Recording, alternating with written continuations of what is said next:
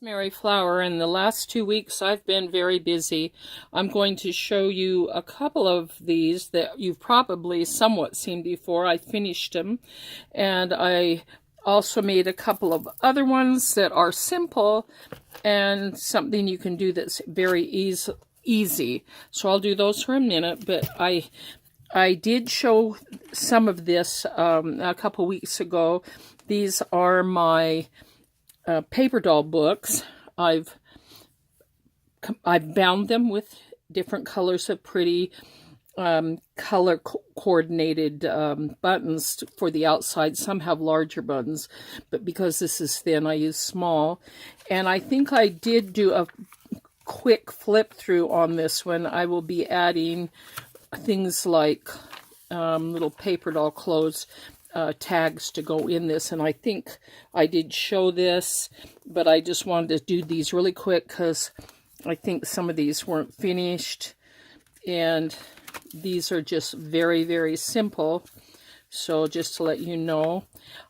And the last one, I'm not sure if this one was finished when I did it before, but it's the same thing. It's aged paper and tied with big buttons. Now, I'm not really sure what I'm going to do. I might be doing an art, a booth somewhere here close. I have several options, and I haven't decided. I'm trying to get about 200-300 books done. I've done about 30 in the last 2 weeks, and I have about 4 or 5 more, and most of them are kind of like this, but some of them are going to be a lot bigger with a lot of flip out pages, and I will show those to you in a few days. But these are some of the ones I'm doing. Now, if I decide to set these or put these on eBay, then I will put a link in the description. You won't see it today, but maybe in a week. I haven't decided. Depends on if I get the booth for the art show, or I don't like Etsy.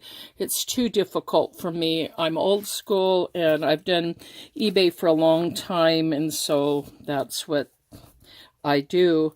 But if I show you here what I have, you'll see it in the description. My account there is called Hollaroo2, and that's where you will find them. But I'm not sure. You probably have to check back in about a week, but I will put those in the description if you're interested in some of these. Now, this is something I did where I just took a regular notebook and I put it in a cloth cover, and I did a lot of embellishing with this, and I thought that was fun. And it's a fun way to just make a simple notebook into something a little more special for journaling, those that just like to do plain journaling. So I have that one. And this one, I found the binder at the thrift store, and I loved the colors in it. So I added some fabric to it. And then because it is a binder, it was sort of fun to just make these pages. This is 3-dimensional. These, I want to show you these really quick. I used some, what do you call that? Paint, puffy paint. That's what it is. And I just used different pages from old books and made fun little tags. And this was really fun to do because it was a little different than what I normally do. And I did some of the, I sewed on the edges here, and it gives a person a lot of places to journal, and they're really fun. I just took the pages from all sorts of places and just added them into this binder, and then I just made the binder a little more fun. This has a cloth, and if you look close on it, it's painted on cloth, and I just love this piece that I put in there. And I took some of your coloring book pages, sort of a Zentangle look, and added it here and added some really cute little cards. I've done this in several places here. And here's the puffy paint leaves. Kind of goes with the front. And I can see myself even painting this more to match these colors too. And so I used all sorts of papers from different places.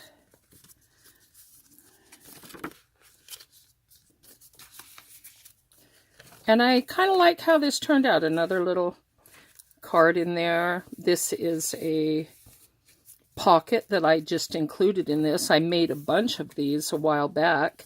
I sewed on this so you could write. And I like that. I just made each one a little different. It's on this side too. And pages out of different kinds of books, and I sewed in a lot of these leaves that I made on a really kind of a baker's paper, and then I inked it and then used the puffy paint on it.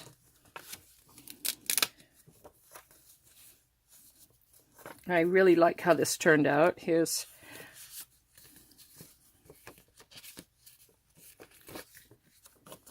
just add all sorts of different kinds of, let's see if I can get that back in there, tags in there. And I like this because it's just different than what I normally do. I usually bind them by hand, but this one is just, I was able to just put papers in as is, or, you know, cut them to the size I want. And it's just sort of fun.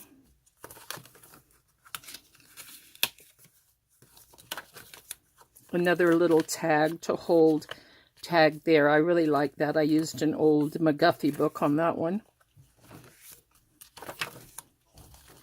And like I said, pages from books of all sorts. Some I sewed, some I didn't sew, some I used a little washi tape. I like this one because it's a little bit of embroidery here. I found an old piece of embroidered cloth and it was falling apart, so I just took part of it. And here's some more.